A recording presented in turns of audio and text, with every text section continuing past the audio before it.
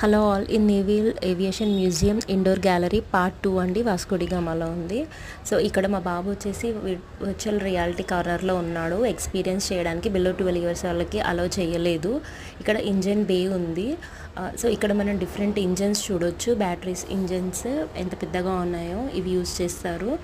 ఇక్కడ అన్నీ అలౌ చేస్తున్నారని మనం కెమెరాస్ కూడా తీసుకెళ్ళొచ్చు. ఇంకా టార్పిడోస్, డిఫరెంట్ మిసైల్స్, బాంబ్స్ ఇక్కడ వీళ్ళు ప్రజెంట్ చేశారు.